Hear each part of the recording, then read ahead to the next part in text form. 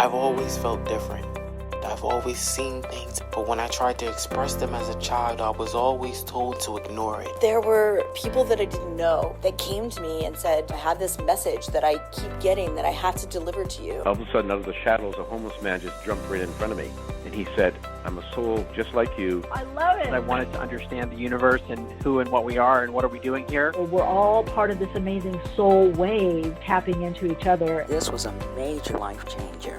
You are a light. You have helped me a ton. Thank you. You've given me the courage to live more from my soul. Millions of people are awakening. So wake up with Michele Meiche, the place to hear the best-selling authors and experts in the fields of cutting-edge self-help, personal growth, metaphysics, and spirituality. The soul path of awakening.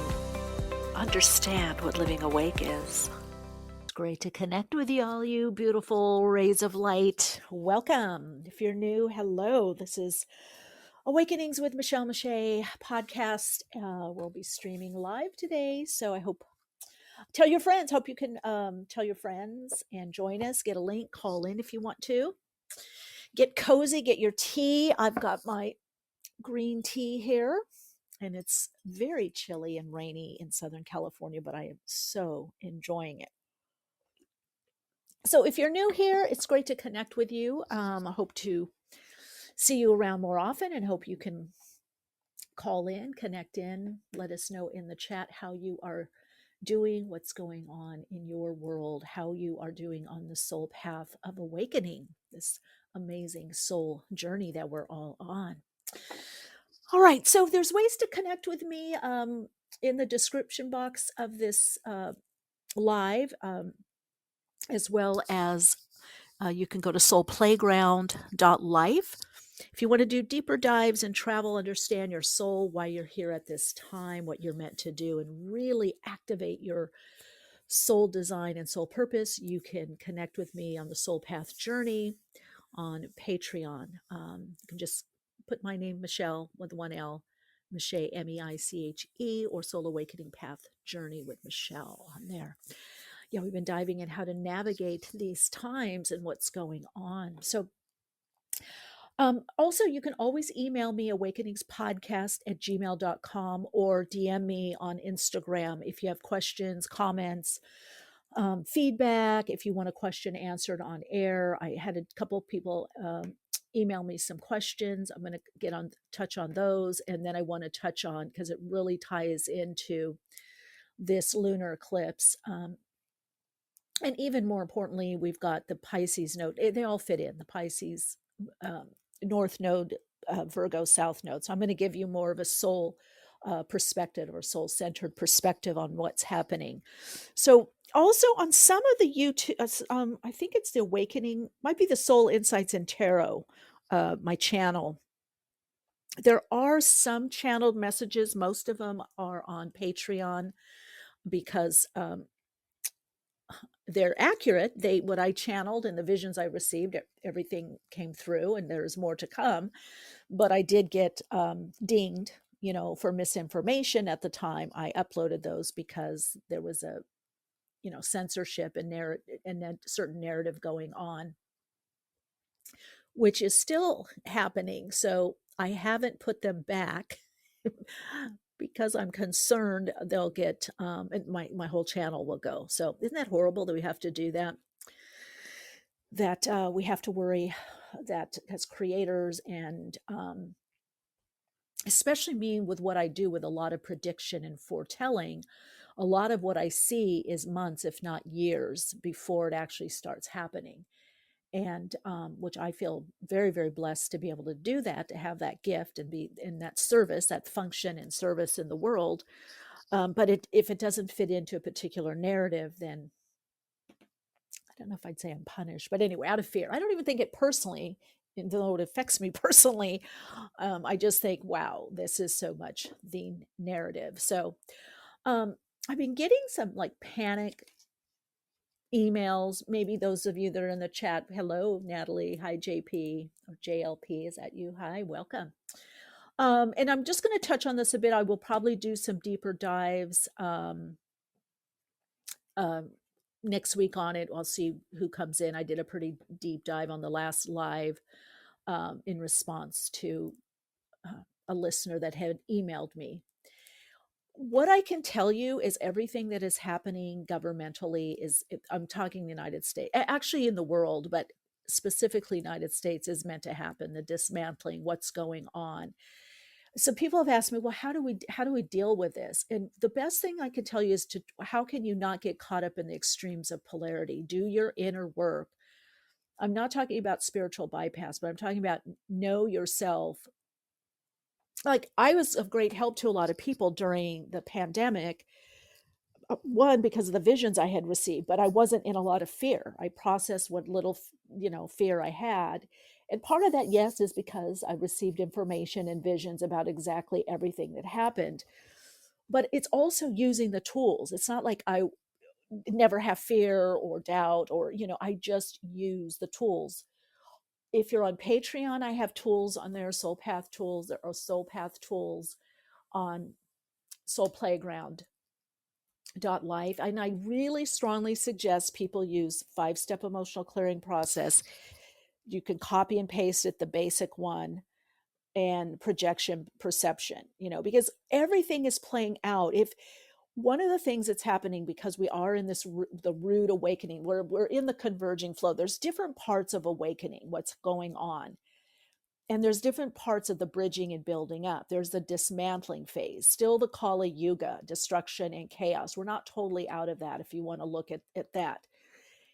And I know the thing is our mind, the way that the mind works for protection. And that's why I'm just going to say one more thing, that if you go to the Soul Path merch, we just have it there because we had to put it there. But anyway, there is an advanced version of the intermediate advanced version of the 5-step emotional clearing process. And it talks about how the mind works.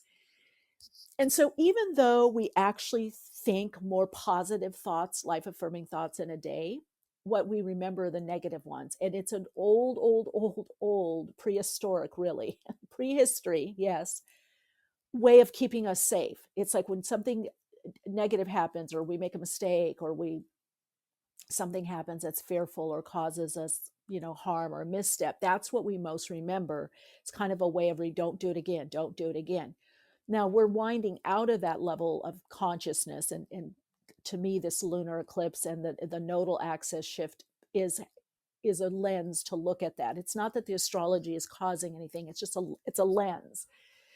Just like when I channel something or know something, it's not me. I have a lens. I have a way of getting into the energetic field of what's going on. And to that note, just because I channel something, and whether it's for myself or other people, my clients, but doesn't always mean that it can change. It's just a heads up. It's like it literally is a forecast. I think that's why they call it a forecast, a reading, a forecast. Or you have like a weather forecast, you have an astrology forecast, a numerology forecast. It's like, hey, this is the energy. This is what's happening. This is what's going on.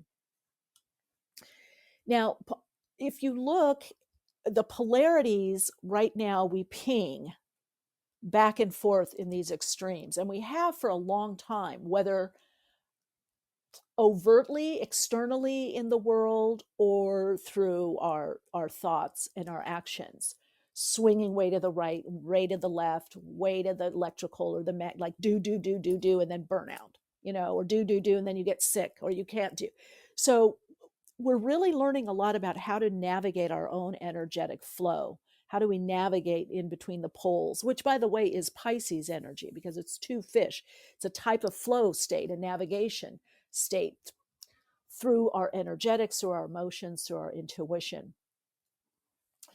So if you're looking at the states, and I'm sure it's been also with the, other, all political systems, I'm just going to touch on this for a bit, is you have these swings. I remember in the 80s and 90s, it was the Republican Party, the conservatives, that were, blasting people and censoring music, heavy metal music, censoring this, censoring that. And there was all, and the left were the ones, marching. Now it's swing the censorship to the left.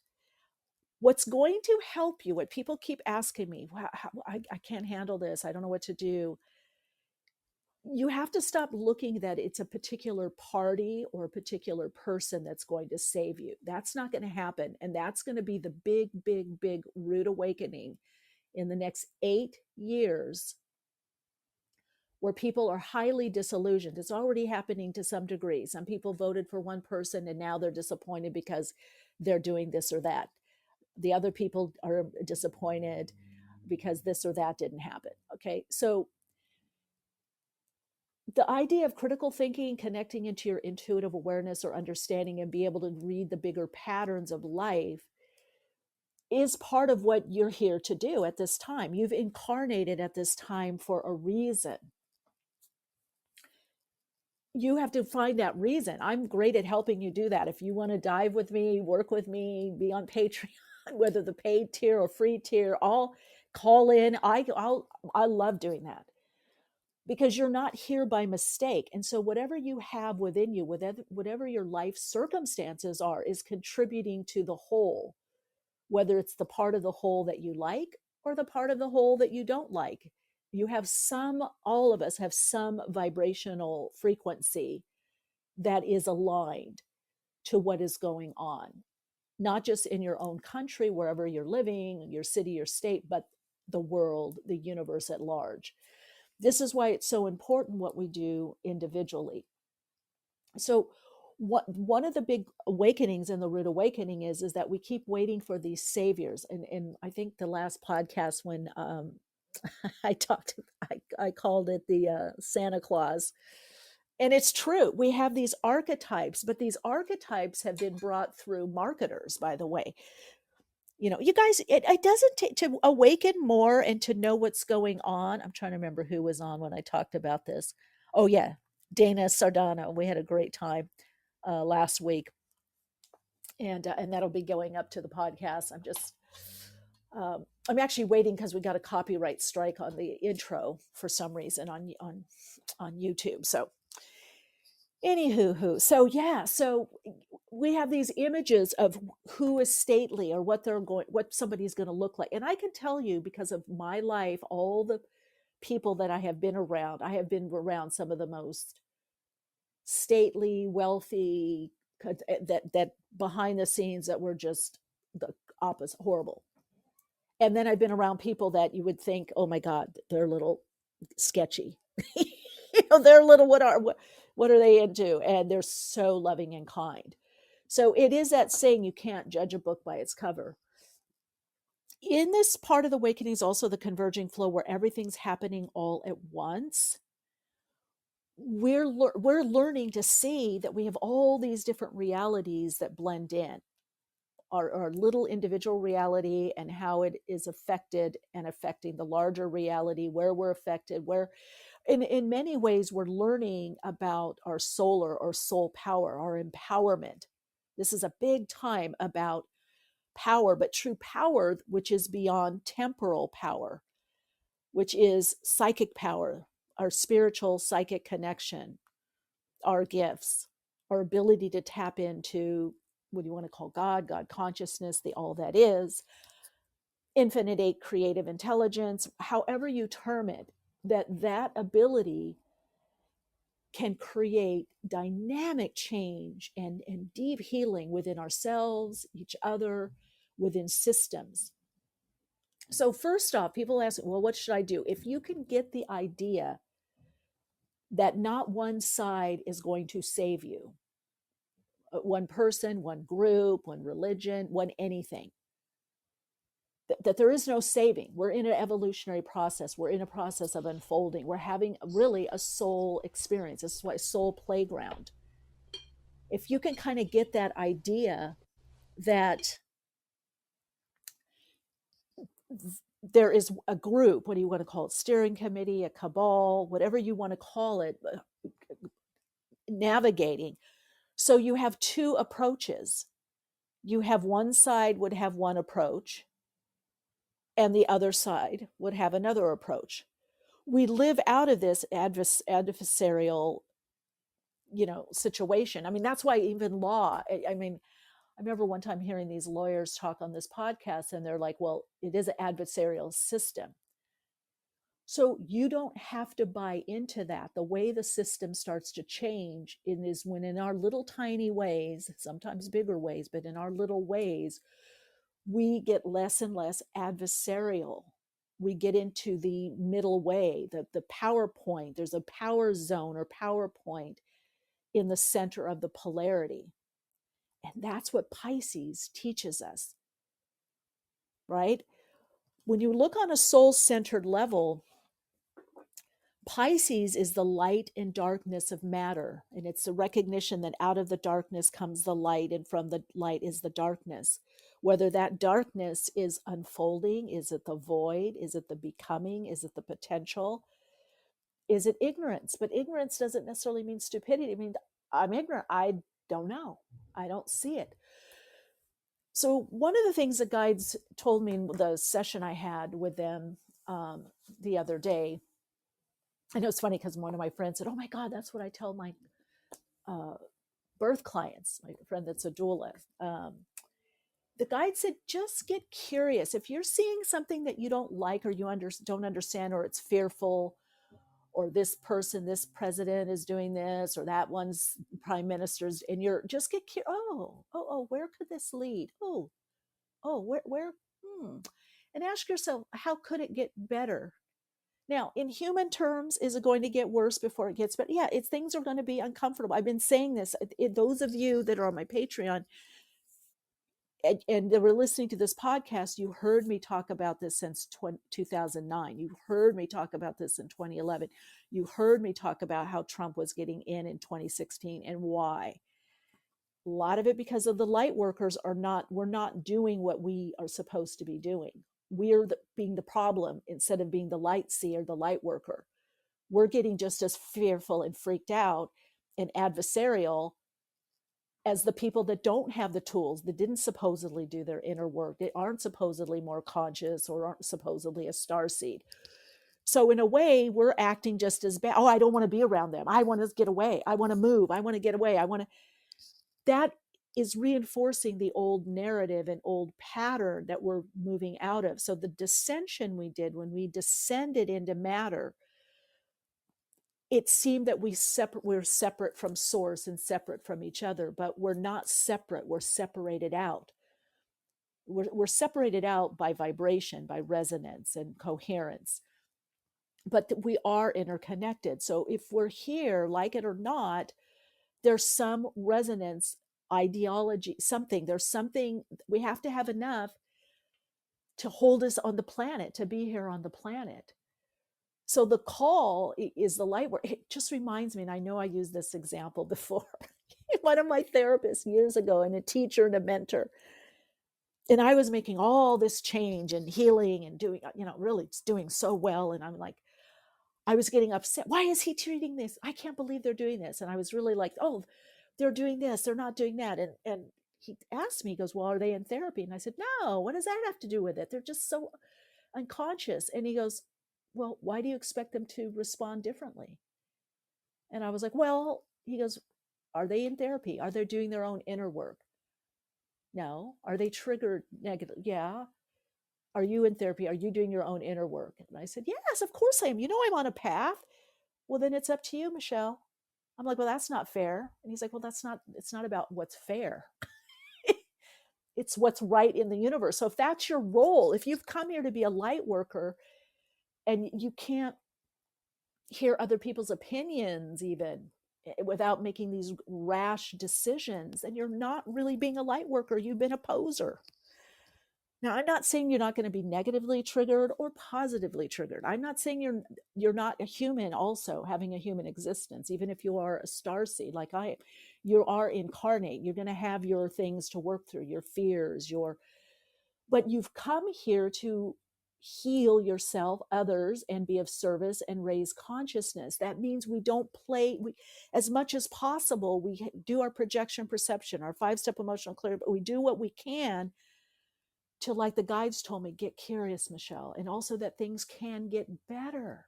It can get better because we're ascending. We're no longer descending. We're on the ascent. That's what the ascension is. It's coming back into the space of interconnection.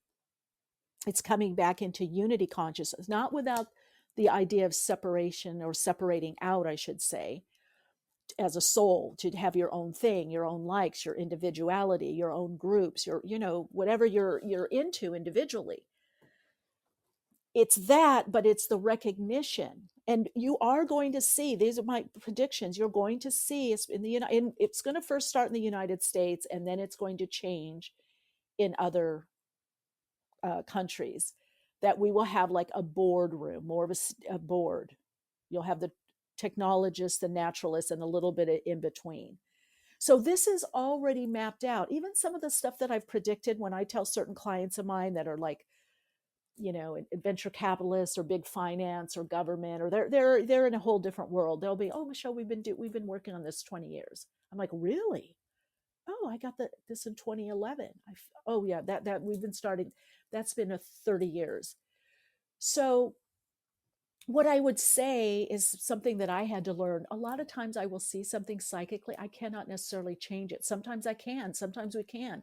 That's what I also do in sessions with people. Sometimes you can make something less extreme when you understand how to go with the energy.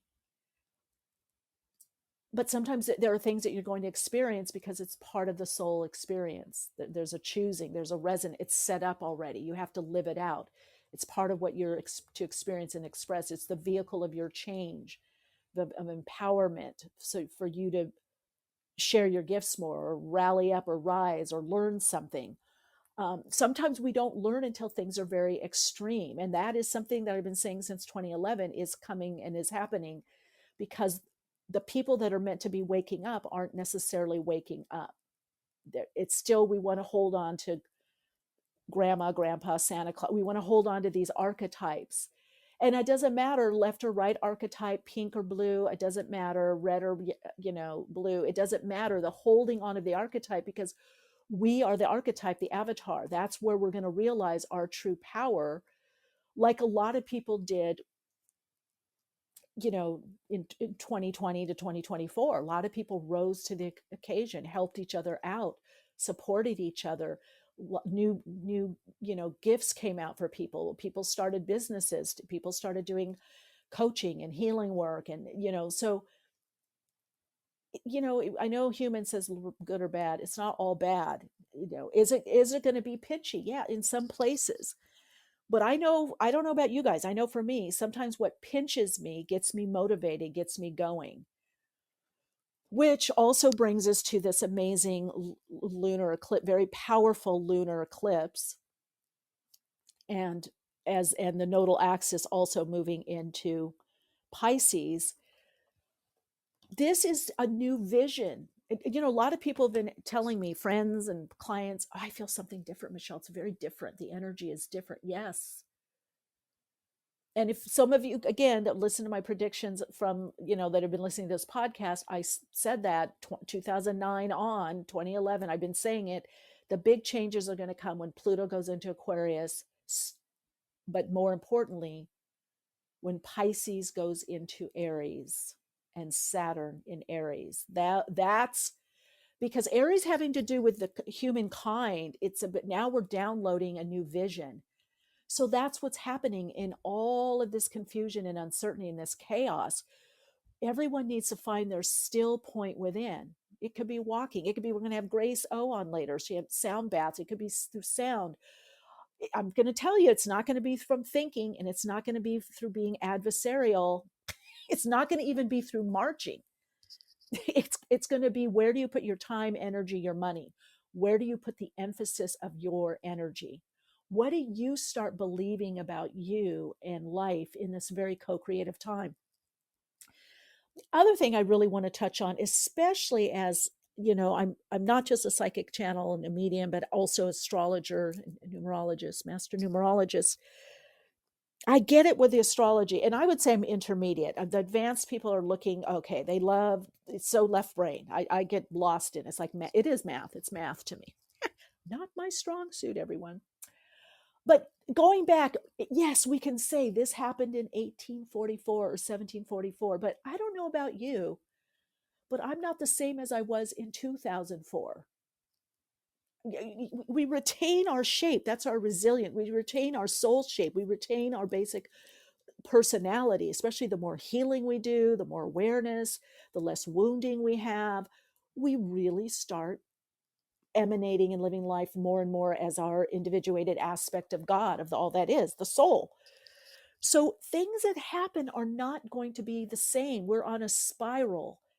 The spectrum from which we manifest and have our earth experiences, we hit the same and similar points. We hit points that feel the same, that are similar. We hit points that are the same, but they're different because somehow we're different. The circumstances are slightly different. But people want to go back. It's like, okay, they're going back. Okay, we're going back. A lot of we're going back to obviously is the Industrial Revolution, what happened at that time. And then I'm going to call it religious time, biblical, where there's a lot of that kind of stuff playing out. But you have to factor in technology, different light, there's different things. So yes, there's going to be themes that are hit and touched upon. But we have a lot to say about how it actually manifests, how extreme something has to give. Sometimes just saying, no, I'm not buying into this. If enough people say, no, I'm not buying into this, let's find a way. Some people have asked me, oh, why do you think this or that, or you don't want, the trans teaching in school? I'm like, okay, let's find a way. I don't know what the answer is. I just know that that kids are not learning enough, and it's at that tender age, it's confusing enough. And I work with kids as a therapist, and I've heard their confusion. But let's say there's other people that need help. Okay, we need to find a group or an after school program, but not to be controlled by the government and within a system that it becomes this mandatory, rule or law. I don't want to get too much into that. That'll be for another one. But what I'm trying to express is if you can start looking through the psychic eyes, your third eye, if you can start looking from a higher vibrational aspect of you, your higher self, you ask yourself, am I stuck in wounding, right? Am I fearful? Am I stuck in wounding right now? Am I believing this narrative? Because by the way, and I did a whole deep dive on this years ago of how we are all constructed to believe in a certain narrative. It actually started around just before the 50s, late 40s and 50s, through advertising. I mean, it was a whole psychological dive. One day I'll talk about it even more. But you think you're thinking thoughts, but you're not. You're thinking thoughts. People get sound bites, and then they say those sound bites, and then it gets repeated. I'm telling you, anything that we go through that has deep meaning and purpose, whether for ourselves individually or a collective, is not going to be handled in a soundbite, even 8 hours of a deep dive. I mean, I still have my limitations. I just tend to research this because I've been channeling this information for so long that I want to check it out. I want, oh, how is this playing out? Or I get the client or somebody that says, oh yeah, we are opening a 5G city, in Saudi with the government, the United States government. So I get, oh wow, I channeled that, that's really happening. So what's happening in this lunar eclipse, if you think about it, that energy that is coming in of the light and the darkness of the matter, that Piscean energy of the idea, the idealism, it's to move beyond the illusion or delusion. It's that saying that Einstein said, if it's all illusion, you might as well create an empowering one. We're being asked individually, what do you want to create? What's the dream? What's the vision? Beyond all odds. Right now is not the time to, it's like, yes, logic and reason is going to come in, but you need to think a little bit higher, a little bit more expanded. You need to think a little fantasy-ish in a life-enhancing way, in an enriching way. Maybe I could do this. Maybe I could create this. Maybe I have this little idea. Maybe it becomes a bigger idea, or maybe this little idea is very fulfilling for me. So it's the time to get out of the sound bites and get in touch with your intuition. Like, why are you here? What are your gifts? What do you really have to share? Maybe it's just over a cup of tea, a cup of java, that a connection. So Pisces also having that ruler, not just Neptune, but Jupiter, is expansion. It's beneficent. It's teaching us that as we connect into spirit, the spiritual realm, the spiritual aspect of us, clarity comes, miracles happen. We get the motivation, we get the insight, the poem comes, the art piece. So now dig this, you guys, get this. I've been watching some 50s movies. Dig this, baby. About beatniks. Okay. So I wish I was a beatnik. I would have I would have loved to have been a hippie. I was born too late. Anyway, Virgo. Okay, lunar eclipse in Virgo, right? But we were in time of Pisces. We have the Pisces North Node, South Node, and Virgo. Virgo on the soul centered level is the externalization of the soul light into the physical plane. So Virgo, a lot of people don't realize, unless you've studied archetypal, imagery, symbolism, and goddess religions. Virgo is one of the first Vestal virgins. We always think of Libra because we think of the Empress, right? But Virgo is about the harvest. So it's kind of like, what are you putting in and what are you receiving? Virgo has a lot to do with birth and creating the forms. Virgo likes to put things in forms, likes to have things in an order. Well, what are we ordering? We're ordering cosmic or universal energy, spiritual energy, creative energy, manifesting energy, God source energy, the energy of the universe. This is the time to put your ideas into some kind of form. Write it down, write it out, however you're feeling, sing it, dance it, do a poem, a song. Put it into form. What do you want to create? And it will stay in the hopper of Virgo, and you'll see some kind of payoff or result when we have that Pisces, right? When they in the time of Virgo, when you have that Pisces full moon and that eclipse. So it is about this pathway where we're externalizing the next level, the next vision and version of our design, not only our soul design, but the earth has its own blueprint, its own design. That design is changing to some degree. We're in a remodel right now. That's another way you can look at this. As countries, as states, as cities, as individuals, as group, we are in this remodel. The old model isn't working. It hasn't been working for a long time. Now, for some, if you're looking governmentally, that's all these government institutions. They're not working. These departments are not working. They're cash cows. The money. I know people in the industry. I even thought, you know what, I'm going to get one of those groups or 501c or NGO and pay myself 80% of what everybody brings in. Because I have clients that they have great tax. They're like, oh, yeah. They don't just put money offshore. They have all these groups that they funnel the money through. Let alone when I was a teacher, all the money going to the administrators, hardly any money goes to the children. That has to change. Educating to the teachers. Most of the money goes to the administrators and the educational department. So, we have a caller. Anybody have some? Ginger, where are you? I don't see you. And then we'll have our guests come in. So all of this is changing to some degree. Oops, call in. Yeah, you can call. You can call in if you have a question. Go ahead. Okay, we've sent your invite. Yeah, if you have a question, just call in. Hi, Ginger. Hello. Did you have a question, a comment? You want to share anything? Hi, good to see you. Thank you. I have been enjoying listening to your podcast, and a cousin of mine turned me on to you, and I have a question.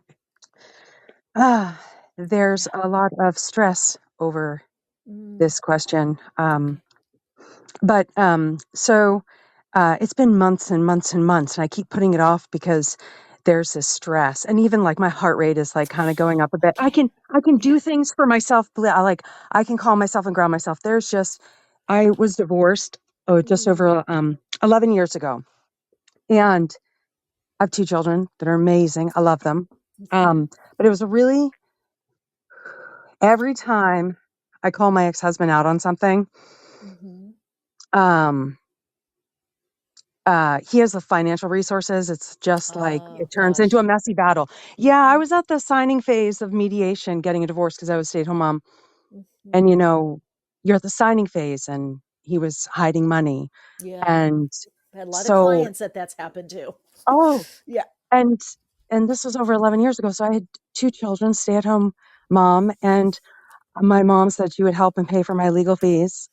And not knowing anything, I signed and was like, okay. The lawyer said, oh, this will be really quick and easy. No, no, no. Ended up happening. I gave up the rights of my house. I acquired $17,500 personal legal fees. But I got over it. Believe me, I just said to the lawyer, sign it. I just want it out. So it's been one thing after the other. And Wow, now it's Ginger. been, Wow. oh, really? It's been Brave.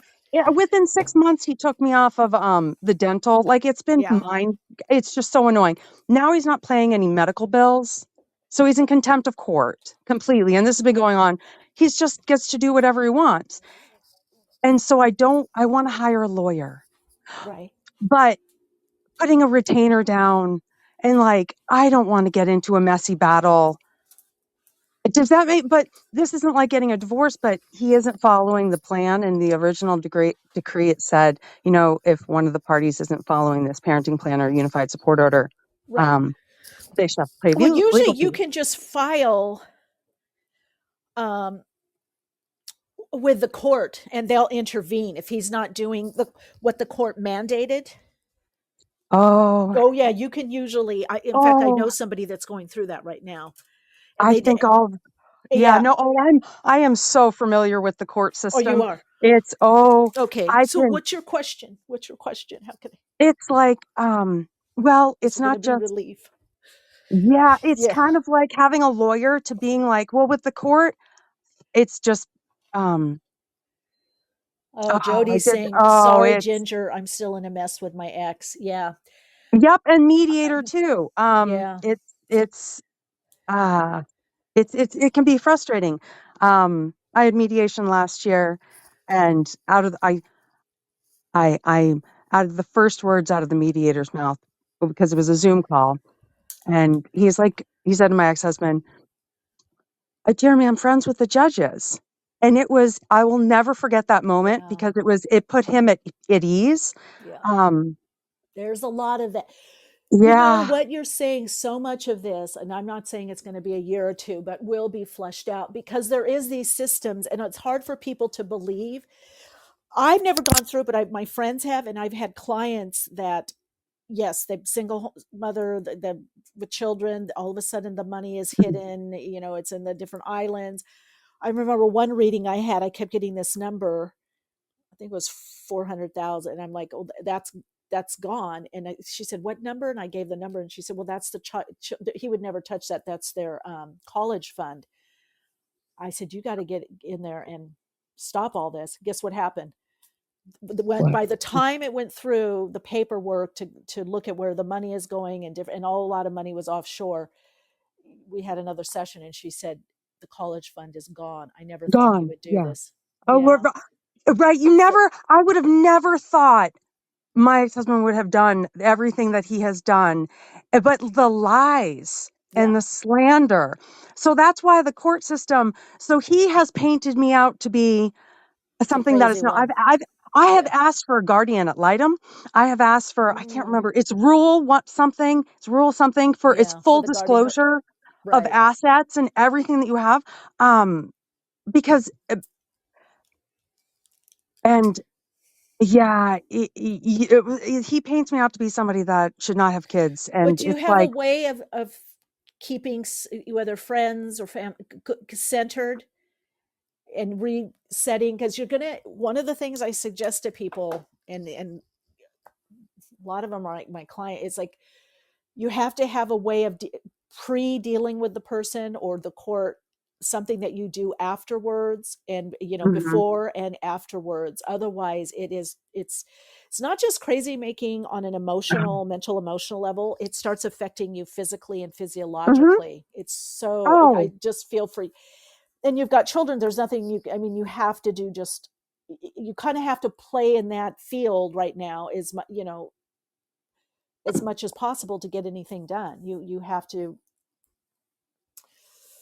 it's a play lot. within that Yeah. structure. Yeah. I love my children. I love them dearly. I do, but I don't have a lot of family support, and this is a lot for Yeah. one. Like For for a person to women, go through. like yeah, and if it's a man doing the same, like raising kids, Yeah. I'm not.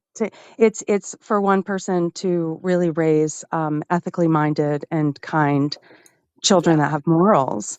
Um, but my question, I didn't know if you could be able to see or feel if there would,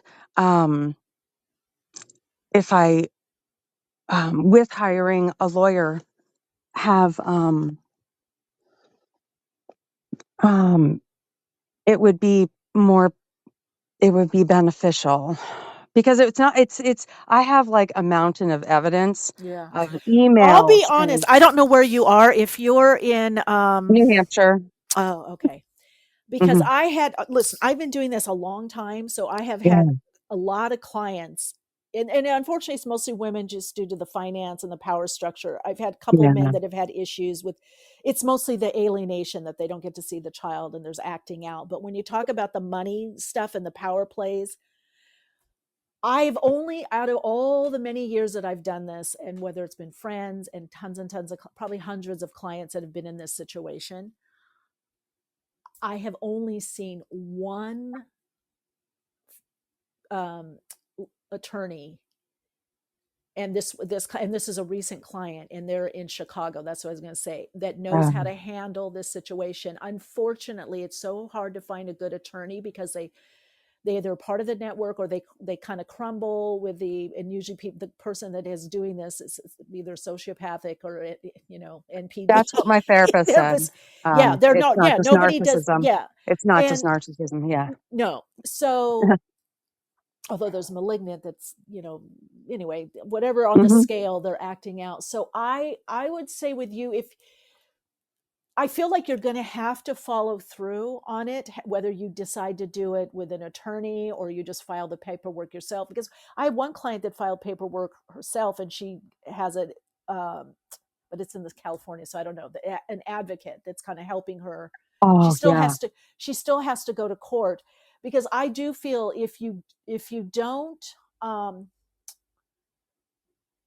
the one thing I'm going to say about this individual that I'm getting, because I'm seeing 3 months out, maybe 6 months at the most, is they love the fight. This person loves the fight. Okay. And to Yeah. see you, It's fun. And that's where they're yes, getting like a dopamine rush. Like big I've time, blocked him on my phone big since time. Christmas because I'm done with harassment. And I told this to the court and the mediator, like Here's the I, thing I would say, and maybe bring it to your therapist since you're working with a therapist, and then I'm going to, yeah, um, if you can find a way not to, and I'm not saying it's wrong or right. I mean, you're doing the warrior, mother thing that you need to be doing. But I feel that awesome. if there's less, what will happen if there's less fight, he will re-engage, whether it's to see the kids or to stir things up again. And then you have a better chance of, I don't know why they're saying that you have a better chance of getting money, Oh, it's just if like that makes being able to sense. follow both the unified sport order and the Yeah. parenting plan. Yeah. And I'm not even asking for money. No, That's no, I know, not but you should be like able to. 50% of I know. uninsured medical bills. Like, No, no, man, I it's get it. getting I up get into the it. But whatever's thousands now. happening, if you can just work with your therapist, because what's happening is Yeah. your fuel. I mean, honestly, I've not seen somebody, well, maybe I've seen two. As I'm connecting into his energy, it's sport to him. So Hmm. whatever you can do to lessen the emotional charge or whatever is going on without me getting, but I do feel you're going to have to handle it in a it can't be just over text or an app or phone or something. No. It is Yeah. going to have to be, legal. And it will turn around for a while. But like I said, he loves the sport, unfortunately. Yeah. Wounded little puppy. Well, Ginger, Um, anything else that, before? Because we have our um, oh, guest is going to be coming on. you know what? Thank Yeah. you. This is like halting, like me moving forward in my life. So, Yeah. um, Oh, we'll I just find a need to way make, to do both if you can, even if it's a teeny tiny step. I know it's hard because it takes so much bandwidth to deal with something like this, and the the energetics of it. You really, um, but try to do a little more because you are moving forward. So try to kind of reframe that you are moving forward. Maybe this is just to the side that you have to deal with, right? yeah. Yeah. Thank you. Don't let him Thank stop you. you. Thank you. All right. Big hug. That's so helpful. Okay. Okay. Bye. Bye. Jody in the chat. Oh, I'm so sorry you're going through that. Ooh, sister-in-law's brother, a mess. Oh my gosh. Okay. Yeah. It's all, that's not the soul. That's the wounding. The wounding goes the person's wounding acting. And you can see that so much. That's why the repatterning, our emotional healing and clearing and just conversation, because there's so much wounding. We all have wounding, but it's like, do we act from that wounding? Are we living from that wounding? That's the thing. Anyway, you guys, I hope so. Tomorrow, wherever you're at, the 13th, 14th, we have that blood moon, full moon, lunar eclipse, and see how you can open up even more to your spirit, more to the fullness of you, more to what you don't know, more to the miracle, to grace, literally, the energetic frequency, that things can turn around. There can be a miracle. You can get in that alignment. Things can be better. You can get uplifted. That in the darkness is the light, and without the light, there is no darkness. They're one in the same. It's matter. And I would just say also try not to demonize yourself or anyone else, because try to look at the positive projections for once, everyone. you know, I've been talking a lot about this on my Patreon, is that, look, as a therapist, I know there's not just negative projections, there's positive projections too, or triggering as well.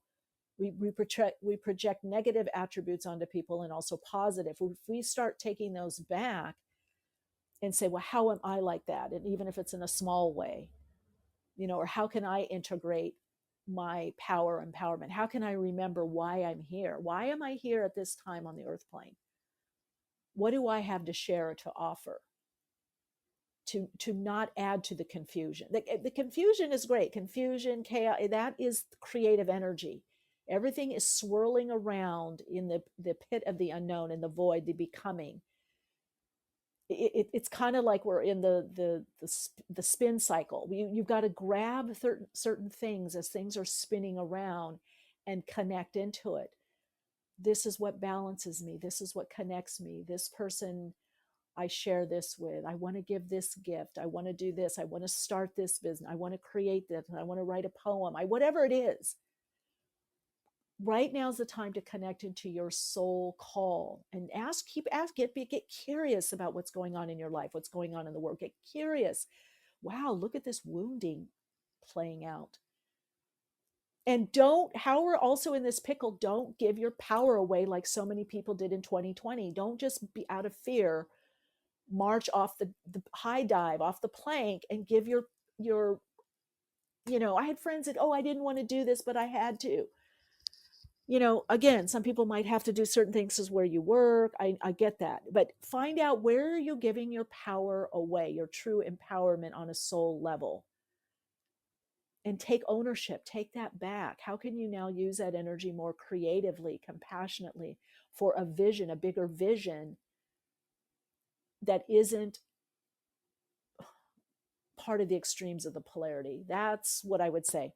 Thank you, those that emailed me questions and DM'd me. The other ones that came up, I will get back to them. I want to connect in. We have Grace O with us, artist, healer, sound healer, also working with sacred communication through sound. Hello, Grace. Hello, Michelle. Am I coming in clear and loud enough? Yeah, maybe a little louder if you can, but otherwise. Okay, Oh, wait, but that might be me. Wait a minute. That I have my mic turned down, my earpiece rather. How's this now? That's better. Okay, great. Yeah, good to connect with you. Good to connect with you here. Right before, on the eve of the lunar eclipse. Yeah, lunar's a lot about winding out of stuff, right? You kind of wind out of something and wind into something else. It's kind of a very powerful time. I just need to make some sounds around what has been coming up. And also I want to reflect the resonance in your voice, in your vibrational field right now is very strong. Whoa. I don't know what's been happening with you, but your download this just now, and something in your solar plexus, it's very you're always grounded, but it's very fiery. I don't know if that resonates with you in any way, but I just feel like a lot of intensity collectively in general. And also with you, just what you're pulling in right now, it feels really potent right now. So thank you for all that messaging earlier. Oh, thank you. Well, I've been a bit of a hermit. I've been out and about and doing things and traveling, but I've also been very hermity. In fact, this morning I thought, God, I am a bit of a hermit, a recluse. And I have been working on the solar plexus. Grace, so very good. No, I'm feeling it. I'm feeling it. Yes. Yeah, so you got, of course you would see. You're such a seer. And then it's very interesting. I want to get your take on this as well. I have been, I started feeling it and channeling it. I saw it in myself. I feel it, and then in clients. In fact, the last pick a card I did is what new soul aspects are coming in. So it's interesting you said about fiery and intensity, that I started seeing and feeling in the people I'm working, this, like, it's like closest, it's kind of emperor energy, but maybe not, maybe like emperor empress mix. It's warring but not wanting to fight or have a war. It's like mama bear, resolve, resiliency, make it happen, create. I gotta, it can come in many ways. It's like that song that wants to come out and you write it down, or you get to the guitar and play it, or that painting, or you want to finally go somewhere and that's it, I'm going today, I'm going to go do this, I'm going to get it done. This aspect, and what I was told by the guides is it's this new aspect. Well, there's different little parts to the aspect. Like your intuition might come up more. Some people might get more motivated or inspired. Some people might, it's like determination. The guides call it resilience. To not lose your shape, your soul shape, with everything that's happening. You retain your soul shape. You don't get so dented in by what's going on externally. So I didn't see it I kind of felt it in me a little bit, but I was feeling it and seeing it in clients. And then I started feeling and seeing it more myself. And I'm like, oh my God, what is this? And then people started telling me, I don't know, I feel like this new part of me is coming through, or I don't know where that came from, or I don't know, I just had the wherewithal to start my own business, or I told them this, I told them that, and I got it done. And I changed the office. We moved, and I'm like, wow, this part is really, it's fiery, Grace. It's like, I'm like going, you did what? And they're like, yeah, I don't know. In the meeting, I just said, listen, we need to work together. And I said, I'll take it over. I'll do it. I'm just hearing, and I'm going, that's this part. And we had this astrologer on evolutionary astrologer on Daniel Fiverson, and he started talking about the planet, oh God, Eris. It's connected to Pluto. Some say also connected to Mars. And he was saying that's bringing a new energy on the planet. And then he started describing it. I said, oh my God, I've been feeling and seeing that energy. And so I guess it's also, that's another lens way to look at it. Because when he was describing, the planetary attributes, I was like, that's kind of like what I've been seeing in people and feeling. And I don't know, it's weird. It's very loving, but it's also no nonsense. And I don't know, it's a very interesting vibe, but you for sure picked up on it. So yeah, it's a fiery intensity.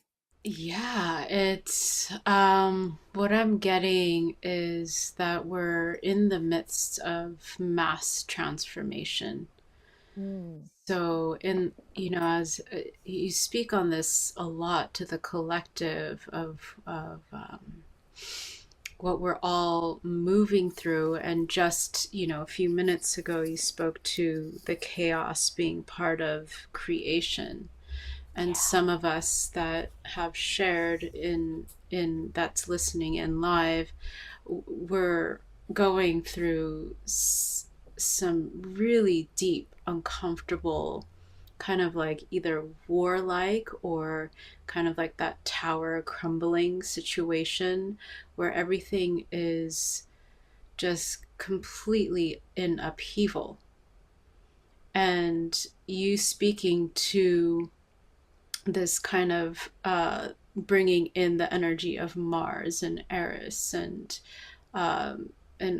often speaking of the visions that you've had and the shifts and the changes we're all collectively in the midst of this, and it's showing up for us personally in the ways that we need to find our own healing in it.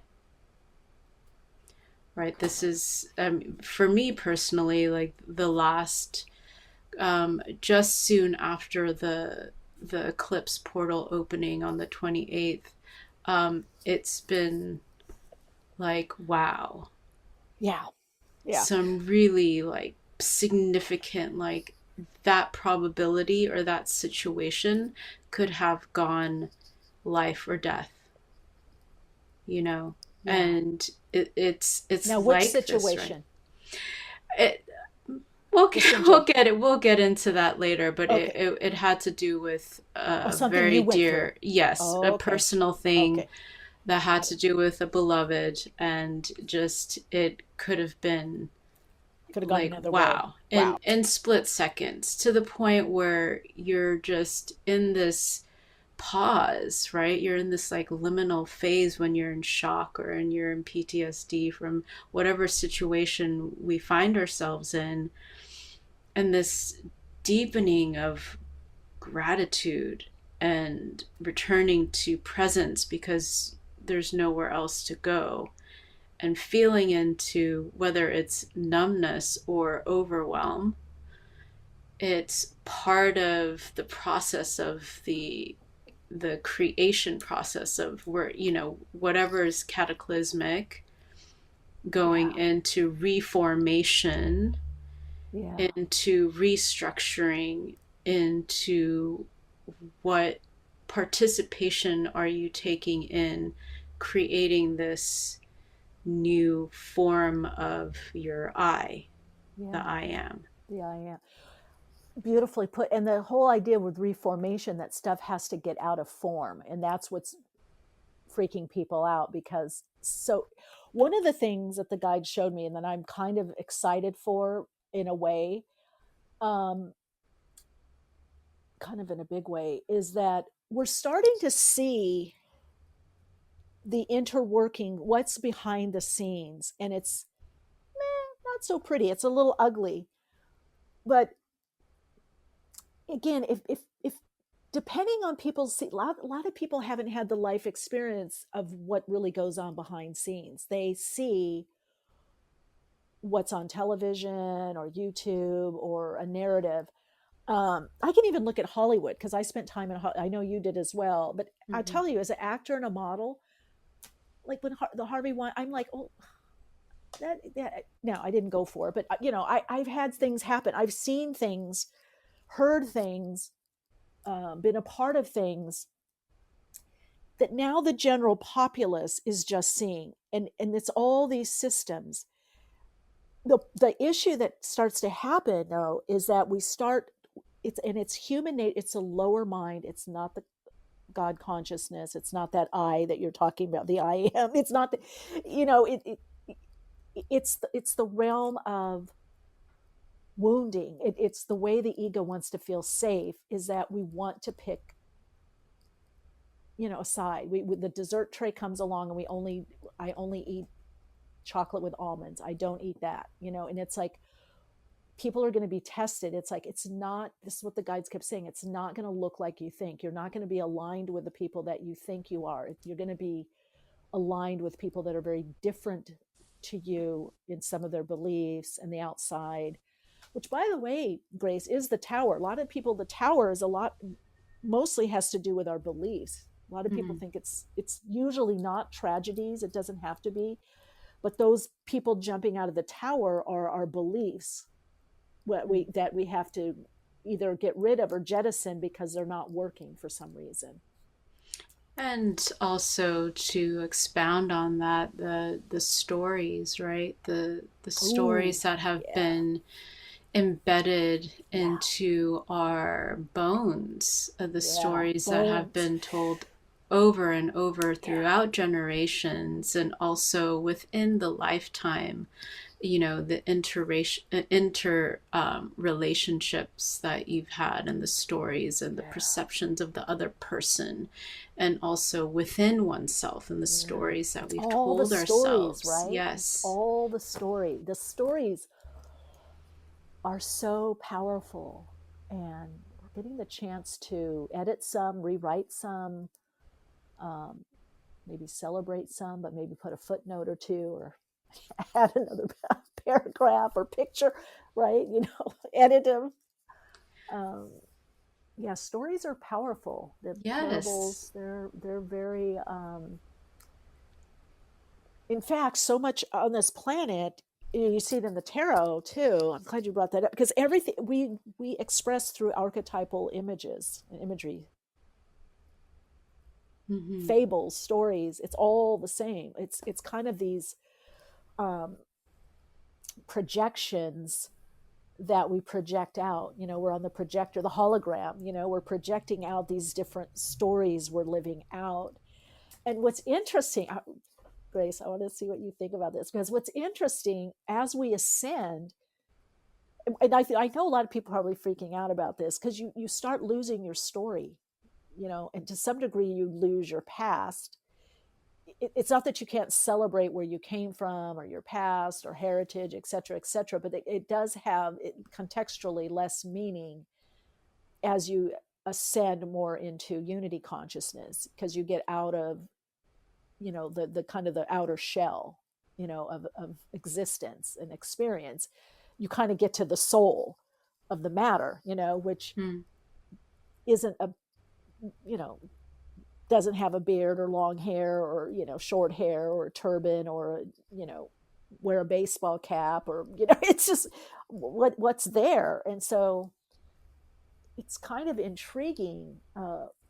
One of the things the guides were talking about is that the loss of your attachment to the story, which I find interesting with this lunar eclipse, and then the Pisces North Node, just how it's positioned, having gone through all that. I think we have one more Aries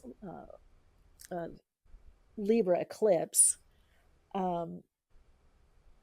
But now it's like, okay, what is the dream or the vision? And you would know this because you're also, a sound healer, but also an artist, multifaceted artist, different multi-disciplines, if you want to call it that. And I just had kind of a flash in my mind, because I know you paint, you draw, and right? But also your photography. And so I would just imagine a lot of photography is what we used to say, lining up the shot. It's like what goes in the lens, what comes in the lens, or how do you tilt the camera? I think we're at that phase right now, kind of in life, is how are we tilting our viewfinder? Is it called a viewfinder in the camera? The lens or the viewfinder? How are we tilting? I guess it's exactly that's exactly it. It's the perception, our perceptive reality, right? If we've been in this pattern or patterning of a thought form or the story or the perception of another or ourselves or a situation. And if we were to change that lens, that frame, by just 1 degree left to the right, up or down, or all around, your world would change. The perception of that, the narrative would shift. And then what do you do, right? Yeah. That's why I think when we're too attached to what was, or the tradition, I mean, it's going to be interesting, especially when Saturn goes into Aries, with the conjunction Pluto and Pisces, in air, and also Pluto and Aquarius too, because it has there's the flip side. Pluto and Aquarius can bring in a lot of restriction, cults, groups. I'm better than you. Your group is not as good as my group. It can bring censorship. It can bring in a lot of individuals coming together to limit as a group, or come together as a group with a shared cause. It could swing. So yeah, I like what you're saying. I think that's so important. It's like, what's the lens? How are you looking at it? And can you look at it differently? Can you tilt the lens a different way? And that's that curiosity to me also. It's like, that to me is very freeing, when I can look at something a different way, or see both ways or three ways. And I feel like what I've been shown, people are going to be pressed to do that. If you really want to, not just, if you want to survive and also thrive in the new world that's underway, that's divinely orchestrated, every piece and part that's happening right now is, I'm not the only one that have had the visions. It's like, okay, where do I fit in? How do I fit in? I think those are some great questions people can ask. Where and how do I fit in? Or what do I want to do? Like, you know what I'm thinking of, Grace? Like when you're at a concert and, your band's up at the stage and you're in the back, you gotta wiggle up to the front. I'm just seeing us wiggling. Hey, it's my turn now. Come on, no matter what's going on in life. And that's that fiery, intense part. It's like, you don't have to elbow, but there's a way to get ahead. If you've ever been in the concert, you don't want to be too pushy, but you go and you stand, you kind of wait, bob your head, dance a little. The person looks at you to the side. Oh, they're new. And then next thing you know, you move up and now you're in front of them.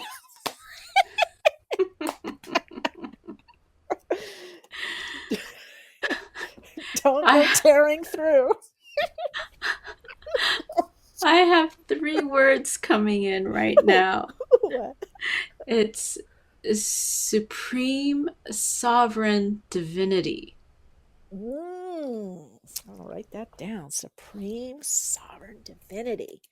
We are in this working of coming back to ourselves in that divinity and in that sovereignty and that supremacy. And it's not about being above anybody.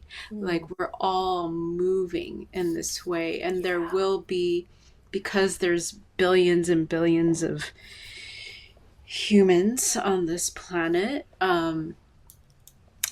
some of us will be on one timeline and some of us will be on another.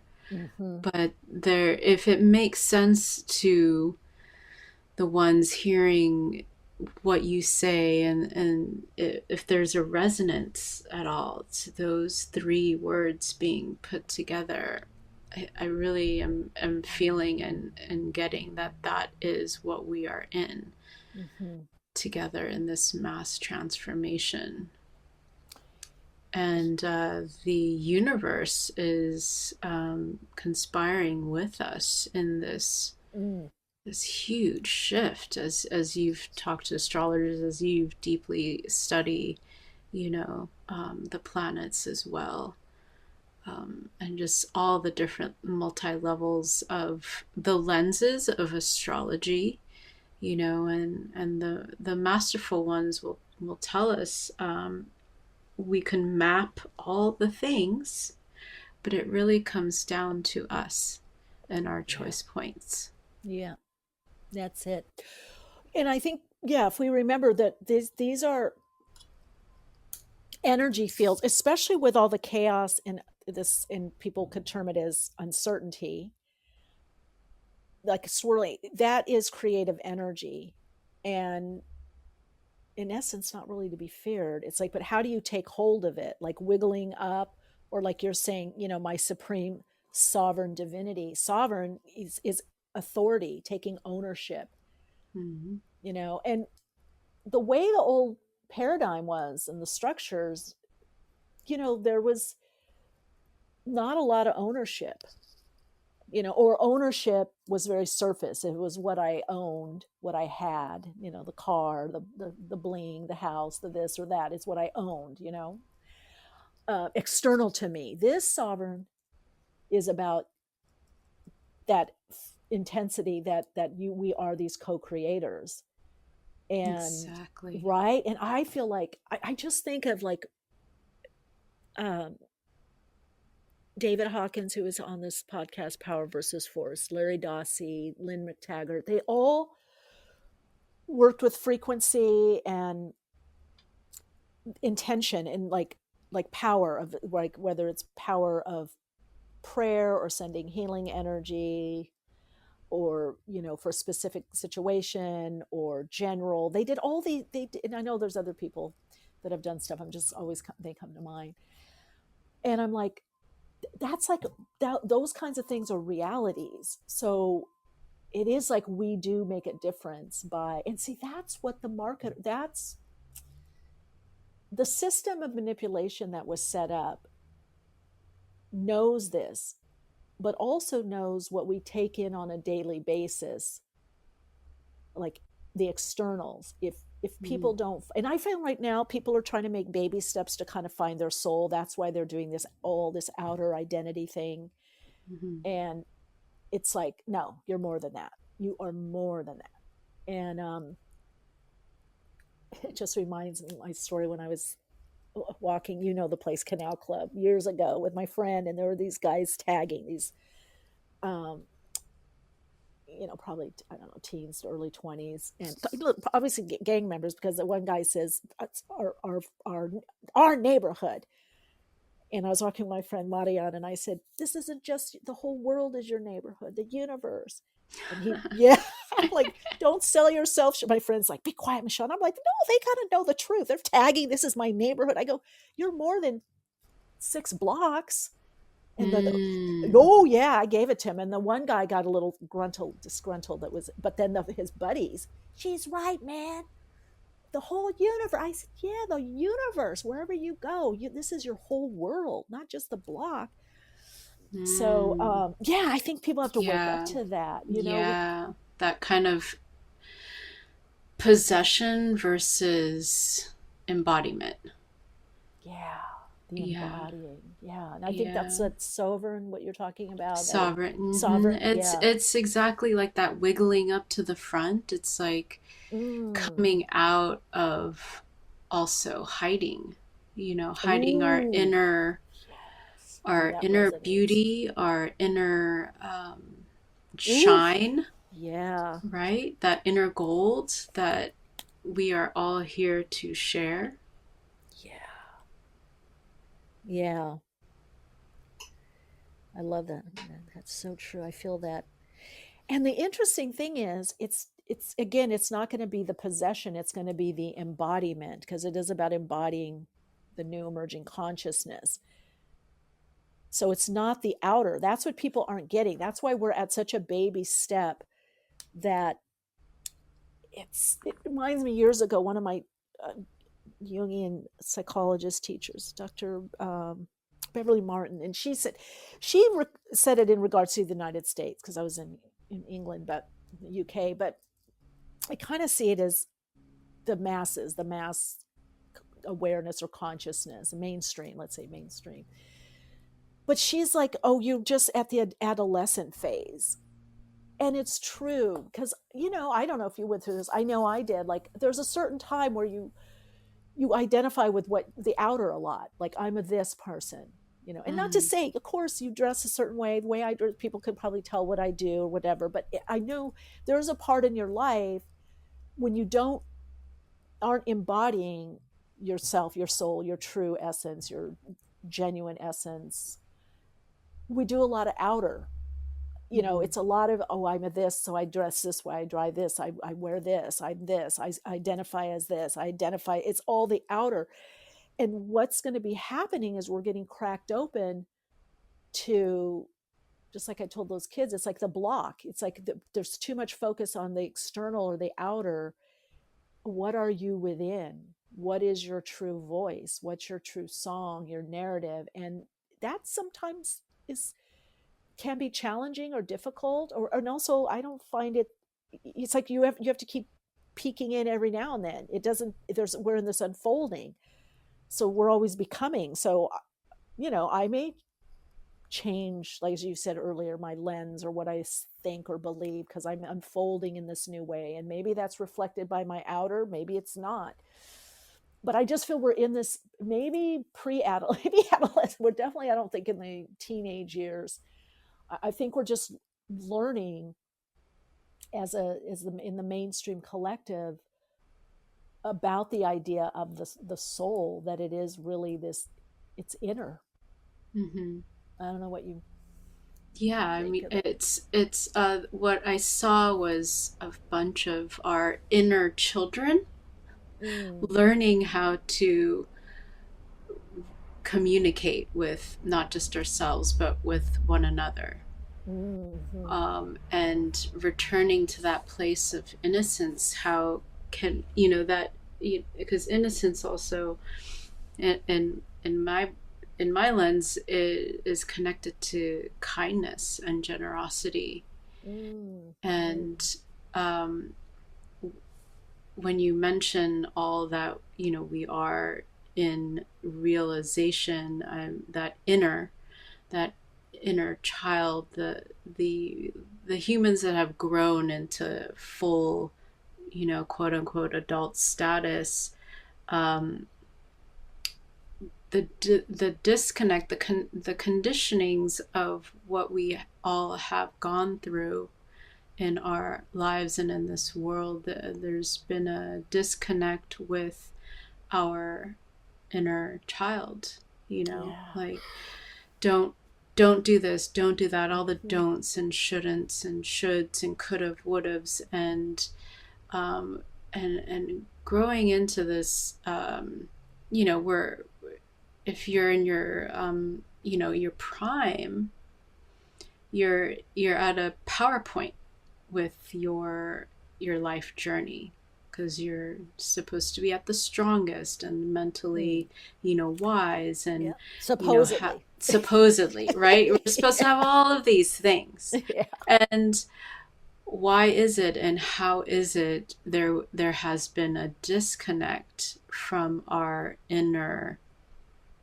the true inner wisdom of that purity of innocence, and that play and that joy, and that disconnect has created a lot of distortion and fighting, really, the war, that warring well, it's state. all inner child. It's the wounding is the wounded parts of people, and it stems in the inner child, no matter how old or how strong or much power people are supposed to have temporally, or in the outer world. The fight, it's all that inner child. And it's interesting too, because in the inner child is the creativity, the spontaneity, the gifts are in there. So we're kind of reforming and returning to these parts, because that's you know, for me, I was born 76, and throughout the 80s and 90s, like there wasn't the languaging that the kids are growing up with now, and like the information platforms that's available. And there's just so much more of quantified information for all of us to, yes, to find ways of reconnecting the dots for the healing systems that's available for us now. And for oneself to find these tools now versus the children that are coming in with those things, and the children, as you know, coming in now are not coming in with so much weight as well. Yeah, I don't know. They have a different weight. I work with a lot of kids in the counseling. I think every generation thinks the next one is more advanced. And I personally, I don't think it's generational. I think there's always some that are a little more ahead or advanced within every generation. I think what's different is what you said, is the tools. I think there's more accessible, because we had the tools back then, but you had to find it in a book or a workshop, or there was a bulletin board that had go study with this person. It was slower. Yeah, it was slow. The accessibility. And I will say there's two things I would say with that. One thing that's great is accessibility. The thing that's not so great is that people don't go deep enough and integrate. They kind of skip around. I see that a lot with people. Then go, oh, I tried it, this and that, and I got to go back to basics, or I got to learn this. So because it's so accessible, people can just read something or watch a video or a short, and they're, oh, I have that, or that's what I'm doing.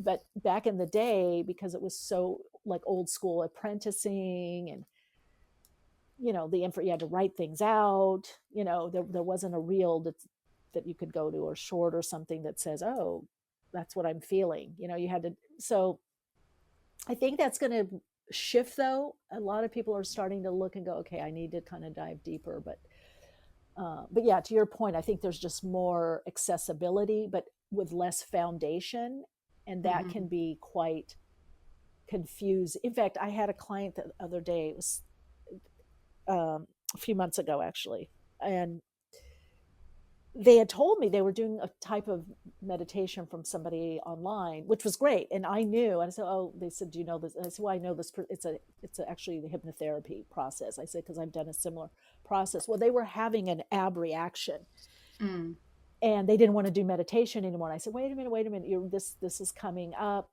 through your body. I said, and they said, and I've heard this before, they said, that's what I don't like about this time. You go to a retreat, or you go online and you do something, and no one tells you what is going to happen, or that this could happen, or that could happen, or do this. Because I gave her breathing, I gave her some things to do to process and move through, and gave her some different types of processes and meditation to not over trigger that, and then integrate that anyway. But I said, yeah, I know. I said, that's why I always have follow-up after my retreats or workshops. I go, but we can't do it on everything. I go, there's stuff that I have on my YouTube where I put out. I don't always know how someone's going to respond. I said, that's why I try not to do too much of it, or put, hey, by the way, you might want to go for a walk after this, or integrate. And I said, that's why you work with individual people, or do, a course or a class. I go, because stuff is going to come up, and they're meant to come up when you do these processes. It's not always just you're going to feel peaceful, calm, and relaxed, or go to sleep. You're stirring stuff up. You're saying, hey, I want to heal now. So you're bringing up such a good point, because of the information stream and the availability of workshops, and also there's a huge platform of medicine work that has been coming up over the last 10 years out into the public, and more so in the Western fields and world. And there, I have noticed exactly that the lack of information in the importance of integration. And the grounding aspect, returning to the feet, the bottom of the spine, our own root systems, and returning back to our body form, because a lot of these kind of higher chakra energy work things, even with sound baths, I'm very mindful when I work with people individually and even in groups to give so much more space in the silence, because that is when the medicine, the information actually integrates and comes into form. And sometimes people are still out there flying during the silence, and it could be jarring when the facilitator, there's noise in the room that just jars the individual back all of a sudden, but they're not actually fully back embodied into their body system and their own field. And of course, though, you're there, so you can also answer questions, or you could do additional work. Like this person it turns out they're very kinesthetic, so they had a lot of stuff coming through their physical body that was very uncomfortable, but was kind of meant to be. And then actually we had a session and came up why, a few weeks or month after the first incident. So it's like, some degree we have to know ourselves, and by the way, we're always going to bump into stuff, have a little, oh, that didn't go well, or whoa, I didn't know I had that going on, or what's happening. That's right. But I think for like with you, because I've done individual work with you, I've done sound bath with you, you do have that care and you check in, and I think it's just helpful when you have the facilitator, the practitioner, a lot of times there, or at reach, like, oh, I'm feeling this right now, or this, I'm going through, this.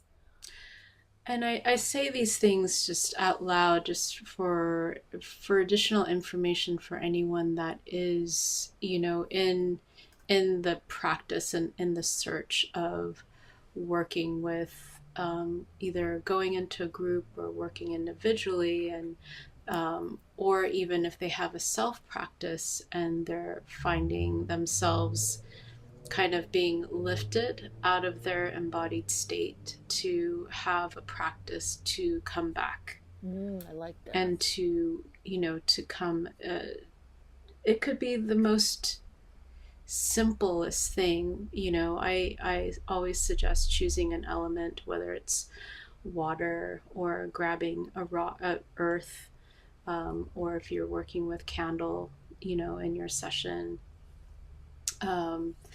or if I say leave ether to the side and air, because it's taking you out of the body, but something that is elemental to the earth, and grounding, that they use that as a way to like kind of focus back in and then deeper into their body system.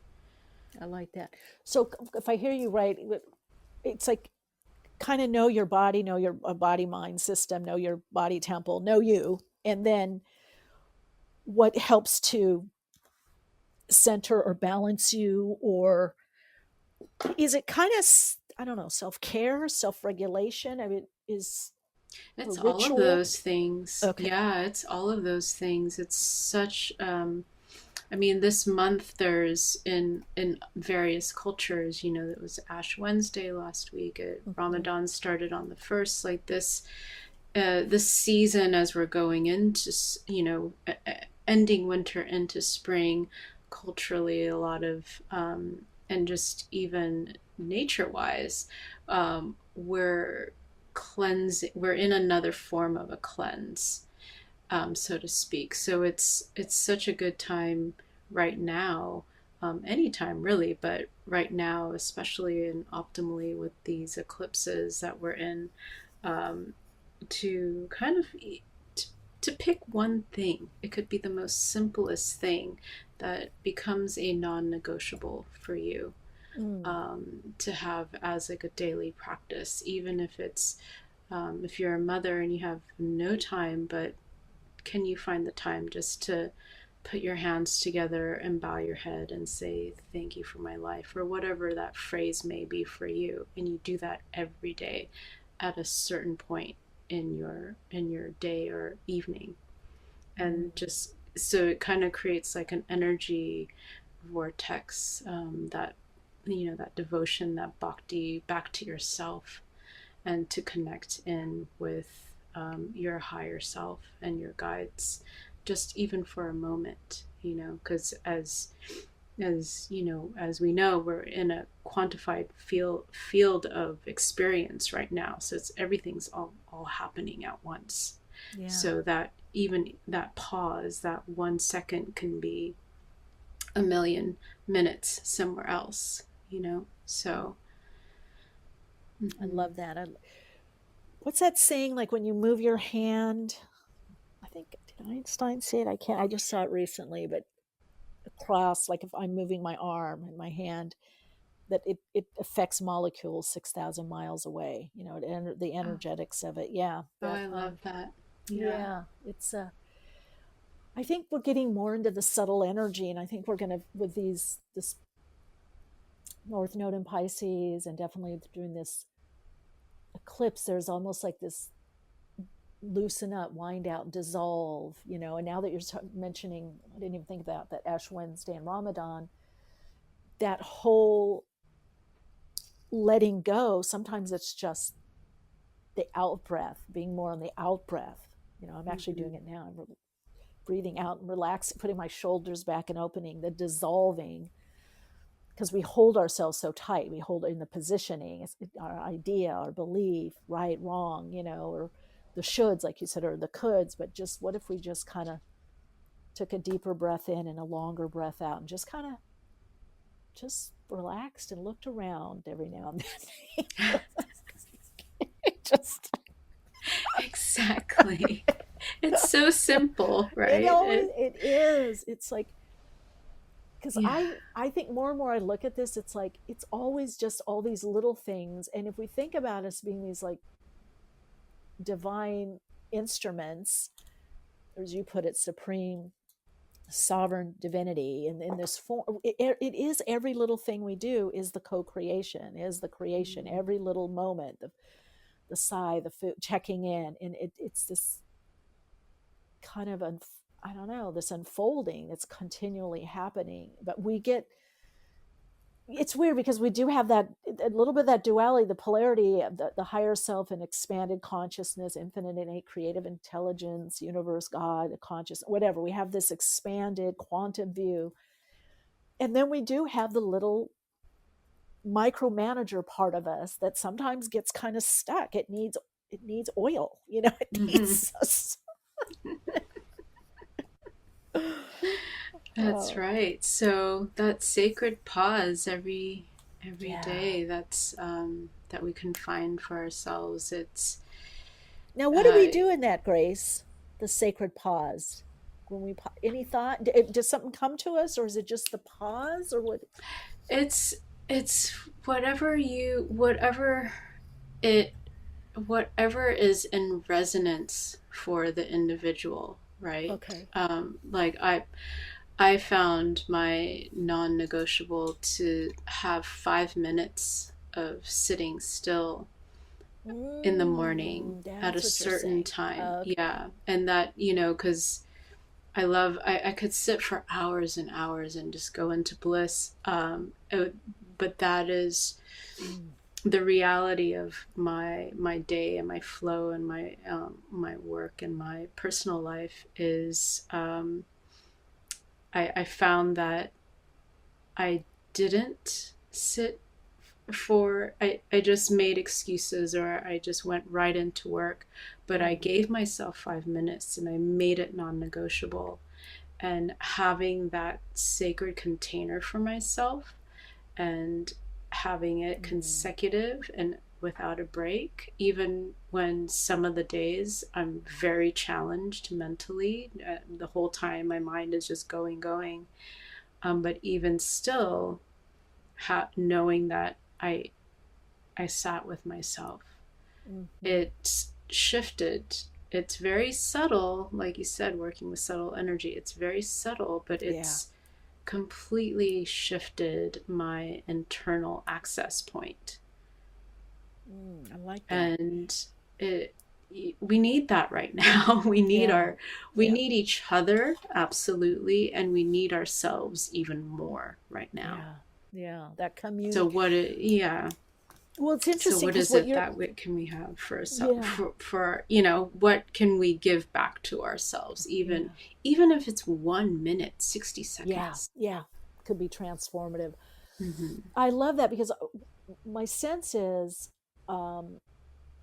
it's connecting into the subtle energy and understanding that. And we had was a physicist, Dr. Maynard, I think his name was, and he wrote a book. He had a small chapter, and I was so excited because he had about the subtle energy, and he said those that will do well in the new world will understand the subtle energy. So that you said that just now, kind of, because we are the subtle energy. That is a part of us. We have to stop over identifying with the physical embodiment only, the instrument. We're like, part of our instrument is the aura, the subtle energy, the meters and miles of us that we the infinite. That's that spiritual connection that we have to everything and everyone. So understanding that and connecting more into that. I like that. You pause and you're connecting into the subtle aspect of you. I guess that can be enough, and then you see what comes through or not comes through. But there's a shift.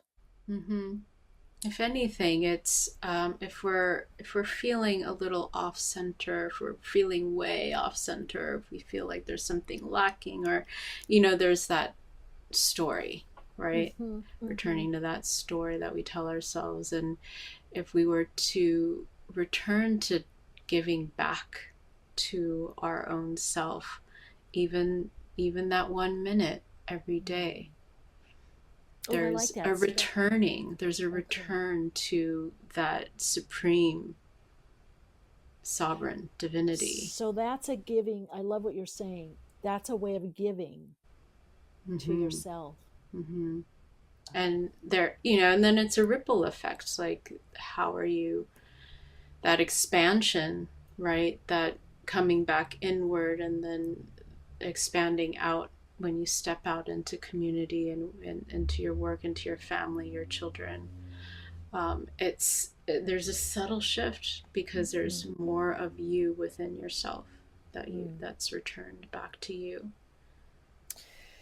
Something I saw, and I hope we can touch in with a little sound if you're open to that, but I was reading something on your Insta, and you were talking about sound communication. I know you have a program for that, but I was like, wow, the sound communication. And I was like, I want to know more about that. What is? Well, sound and communication, we're doing it right now. We're using words, we're symbology, but there's a frequency that we're on, and not just the airwaves, the satellite frequency, but also the energetic frequency that we're speaking to. And all of this is happening because of our breath. And breath carries also sound. Breath also carries our communication and how we speak. And so the sound communication, you can communicate with just the breath.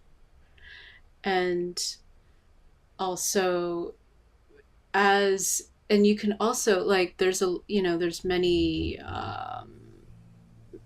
many beings and information coming through right now in light language, right? A lot of, you do it all the time.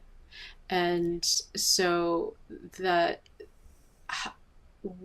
it's a choice point again into how we are communicating our energetics through sound. Even when you're speaking, we can be saying the same word in different energetics, right? And that subtle shift, like that perceptive lens, can carry the communication of irritation or calmness. You know, like if someone could be saying joy, you know, that's aggressive, right? Or joy. It's in that, and we can say it without any words. Yeah. Like or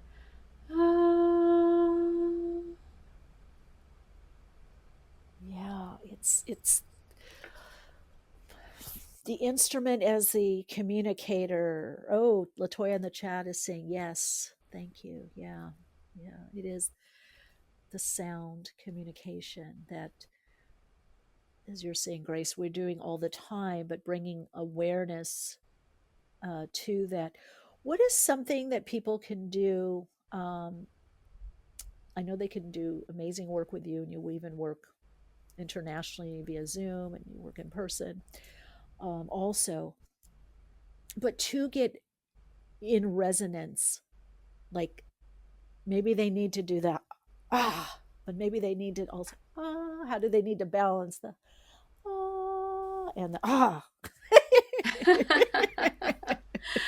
Well, I say all of it is necessary, because that expression, that human emotion, the so many layers of our human emotion, and the shadow elements, the darker elements, we're often, you know, the hidden needs to come to the light, and we've been pushing down the, like, you know, the bad feelings or the shameful feelings or that thing that makes us feel not wholesome. That expression needs to come to the light as well. So all of it, all the various frequencies of the lower resonance and the higher frequencies, they all need to be embodied and come to the light and expressed at whatever given time needs expression. Yeah. And so maybe even just doing that, just sitting and like what we did just now, and you did, like getting in the just without too much thinking, just vocalize it, or even put a movement to it. And exactly. And you know, for some of us it might be horrifying and very scary to make a sound. And that's okay. And literally sometimes some of us, our throat chakras are not quite open yet, so that feels almost like somebody is choking us trying to make sound. So again, just even starting from the base point of our air and using the breath as you know, or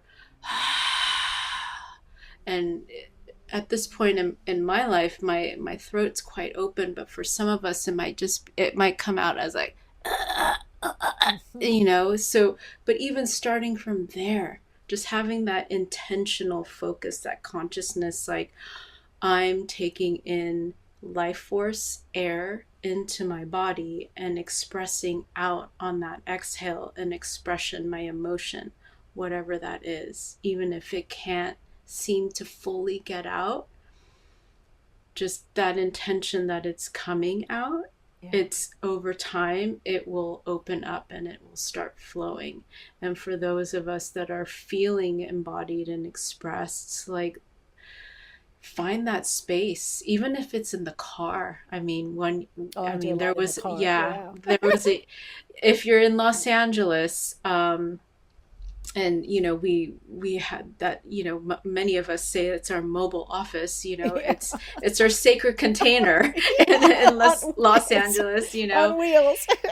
I mean, talking about divorce, circling back to the beginning. I mean, I've gone through this a few times, and there was definitely like day and moments for a good chunk of time where so much of my expression came out in the vehicle.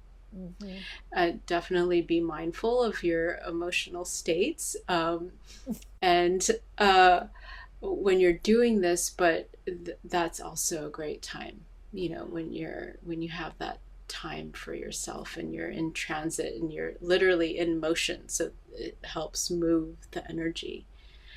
A big part of what I'm hearing you say is just give it expression, and it's not the communing is not so much has to be external to someone else, a person, but ourselves. Just pause, give ourselves the time to vocalize, to have that communication, right. To just feel. Because the body will naturally balance it.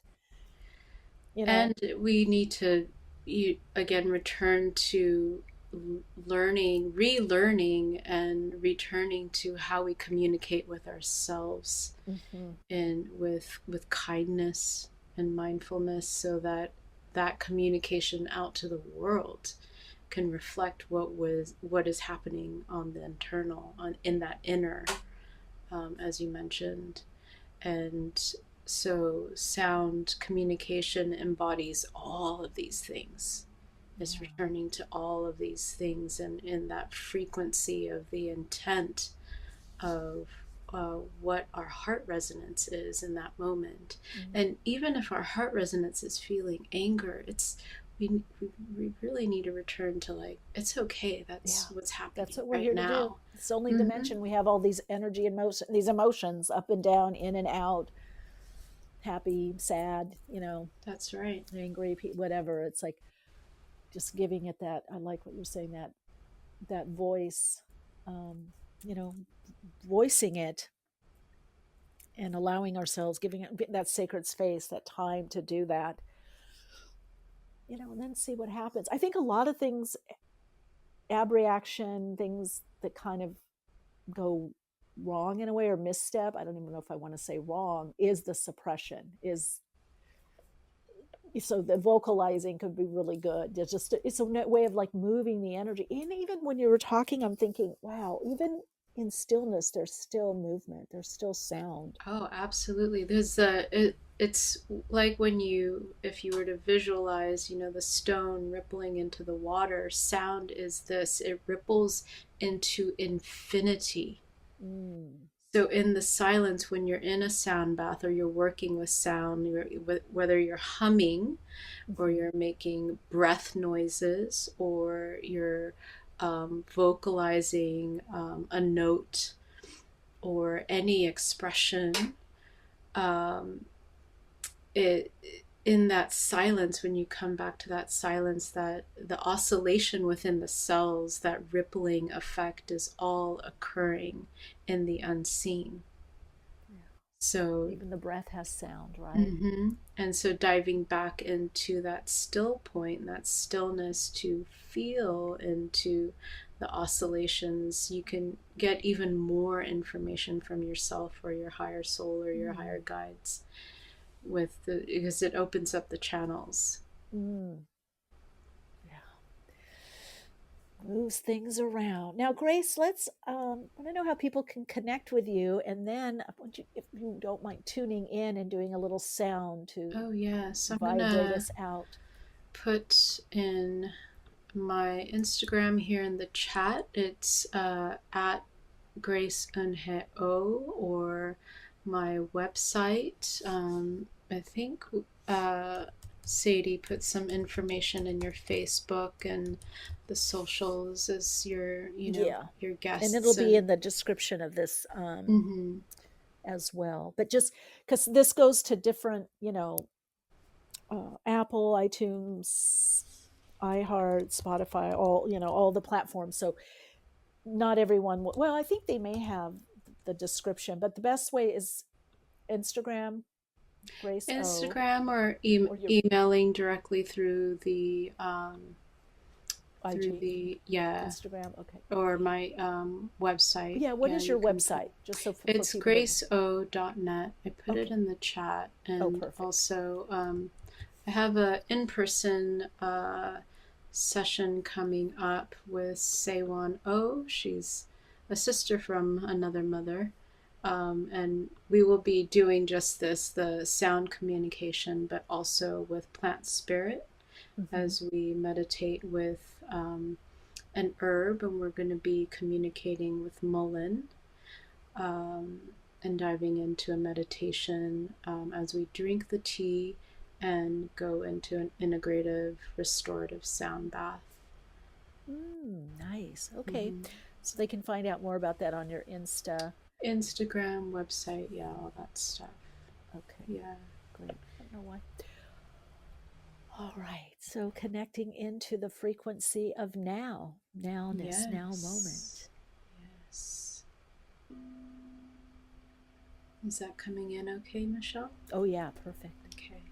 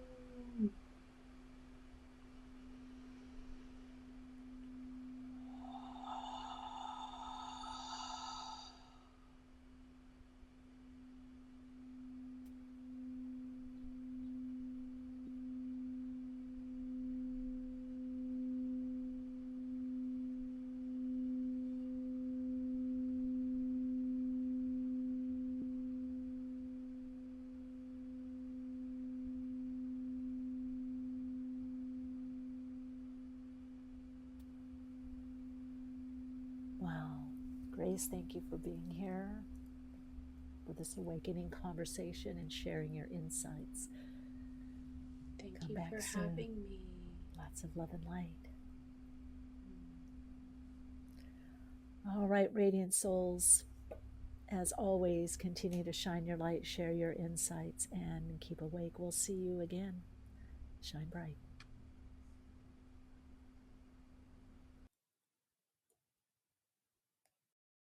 I'm getting woke and staying woke. Awakenings broadcasts every Wednesday, 12 p.m. Pacific Time. Archive shows available on iTunes. For continued awakened conversations and insights, join the Awakenings group on Facebook. And check out Michelle's blog at soulplayground.com. And keep awake. Are you woke?